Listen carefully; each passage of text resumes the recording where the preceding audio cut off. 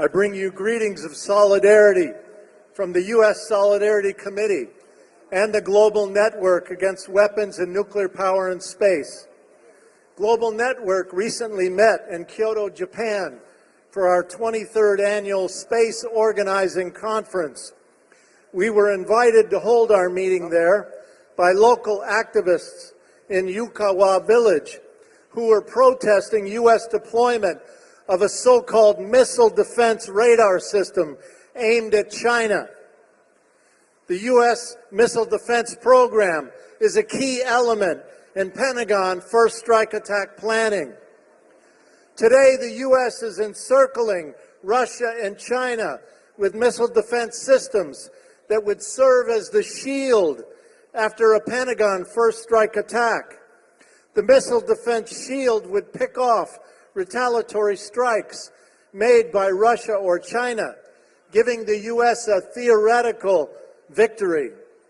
The missile defense program is dangerous, expensive, and highly provocative. Each year, the U.S. Space Command holds a computer war game where they simulate such a first strike attack on Russia and China. The Obama administration and the Pentagon are now aggressively pushing deployment of the THAAD missile defense system in South Korea. THAAD would help detect and track China's nuclear missiles headed for the mainland of America.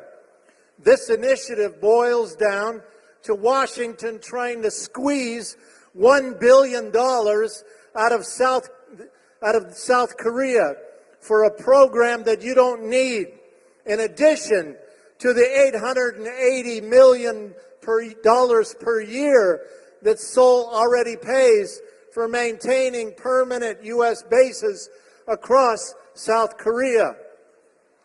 Both Russia and China have repeatedly warned the United States and NATO that these aggressive deployments will halt any further negotiations for nuclear disarmament.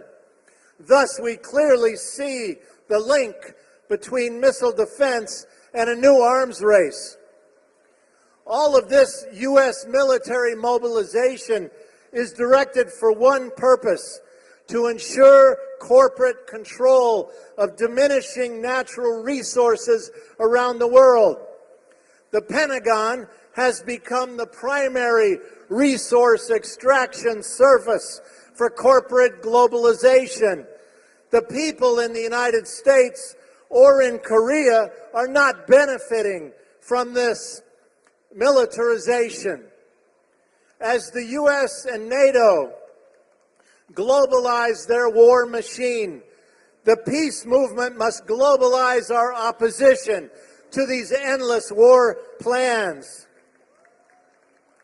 We must work harder to support resistance movements in places like Okinawa, Guam, and Jeju Island, where they not only oppose bases, but also fight to protect the environment.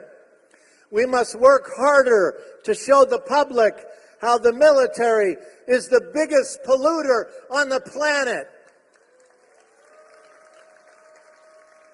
We must demand that our nation's resources be used to deal with the coming reality of climate change, not be wasted on more war. We must demand the conversion of the war machine to peaceful production. No missile defense. No more U.S. ROK war games in Korea. Support peace and reconciliation on the Korean Peninsula. 감사합니다.